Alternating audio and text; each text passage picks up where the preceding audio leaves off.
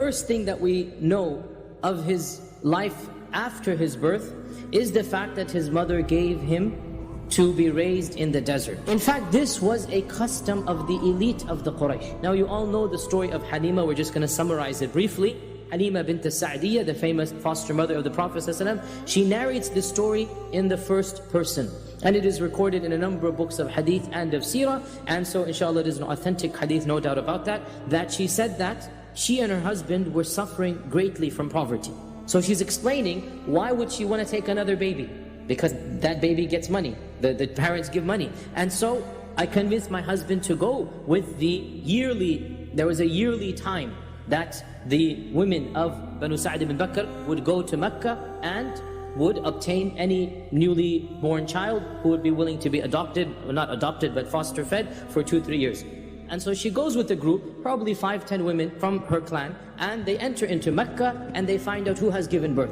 And they hear of the newest batch that has come forth in the last 5 or 6 or 7 months. One of them, of course, is the child that was called the orphan child. They were told immediately, there's an orphan child. His father's already dead.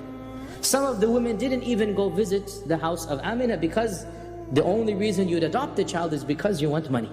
And when the child is an orphan, then it's known that you're not going to get that much money. After all, I mean, where is he going to get money from? So some women didn't even go to the house of Amina. Others went, and when they saw how poor and the poverty, they didn't like taking child who was an orphan. Halima as well visited, and she tried to move on to find another child because she wanted the money. When the week finished, every one of her friends had acquired one of these newborn children, except for Halima.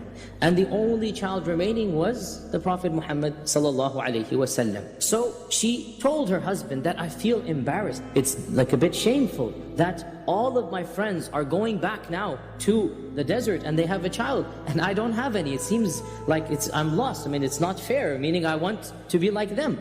So her husband said, why don't you take the orphan child? Perhaps Allah will bless us through him. And so they agreed to take care of the Prophet Muhammad sallallahu alaihi wasallam. All the narrations say that as soon as they took the Prophet Muhammad sallallahu alaihi wasallam, the miracles began right then and there. That she only had one old goat that had stopped giving milk for a long time. As soon as the Prophet ﷺ entered into the tent, the goat's udders became full. She had an old mount that they were riding, the both of them, and when they put the Prophet ﷺ along with the family on this ride, on this animal, it became the fastest animal. Generally speaking, this foster care usually lasted 2 years. During these 2 years, the blessings that Halima witnessed in her household were so many that she was scared of losing the Prophet ﷺ. And so she invented 1,000,001 excuses in front of Amina.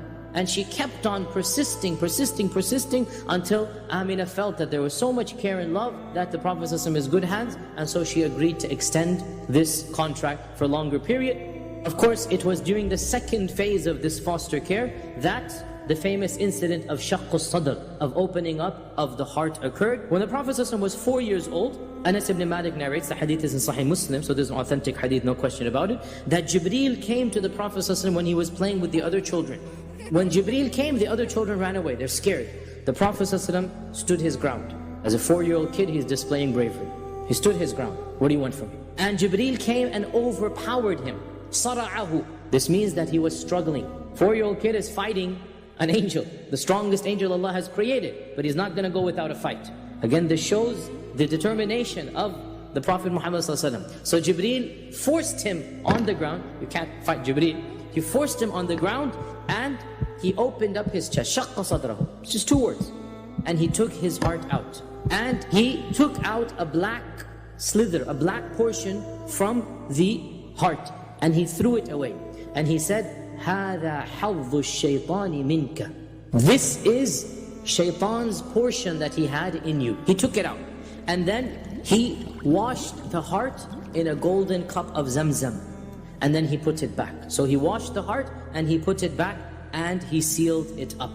So when the children, the foster brother and Shayma, who he was playing with. When the children ran away, they ran back and they said, and they're looking in the distance that there's a man throwing him on the floor, putting blood in and this and that. So they come screaming and running that our brother has died, our brother has been killed, a man has abducted him, a man has killed him. And of course Halima and others, they became so worried, they come running outside and they found the Prophet ﷺ sitting, his face is pale. SubhanAllah, not wailing, not screaming, not crying. He's the brave 4-year, he was the bravest 4-year-old the world has ever seen. And when they saw him, they saw those lines on his chest, and Anas ibn Malik says, I could see the traces of that line on his chest. Anas is narrating this hadith when the Prophet ﷺ is around 60 years old.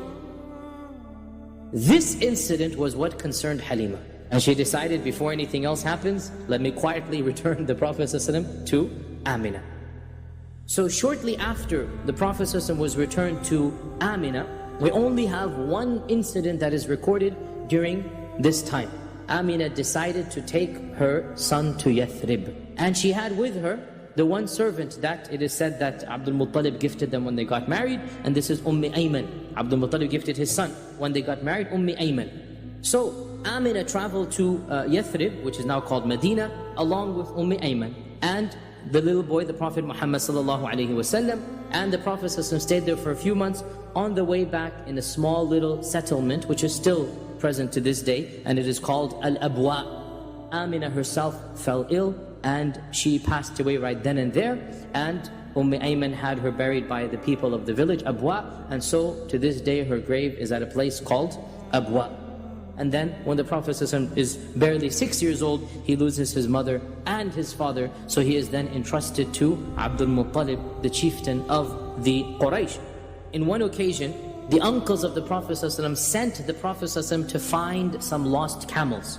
Ibn Sa'd mentions the reason why his uncles chose a little kid, who was probably 7, 8 years old, to go find the camels was because, listen to this, he never did anything except that it was successful. So now the uncles are getting desperate. Camels are expensive creatures. The uncles are getting desperate and they can't find the camels. So they decide, well, this boy, whatever he does, it works. Let's go send him out alone in the desert to find the camels. And when they sent the Prophet ﷺ, he was delayed in coming back. And Abdul Muttalib, when he found out, he was furious at them. How could you have done this? Why did you send the boy? Now, of course, they sent him because they want the camels back, right? Abdul Muttalib was furious, and he was pacing and walking around waiting for the Prophet ﷺ to come. And as soon as he came, he hugged him and he said, from now on, I will never let you out of my sight. As we all know, at the age of 8, once again, for the 3rd time, our Prophet ﷺ became an orphan. First his father, then his mother, and now his grandfather. And one of the things that Abdul Muttalib did on his deathbed is that he entrusted the Prophet ﷺ to his son Abu Talib. And so Abu Talib takes charge of the Prophet ﷺ, and Abu Talib lives a long life, and Abu Talib passes away when the Prophet ﷺ is over 50 years old. So he remains with the Prophet ﷺ.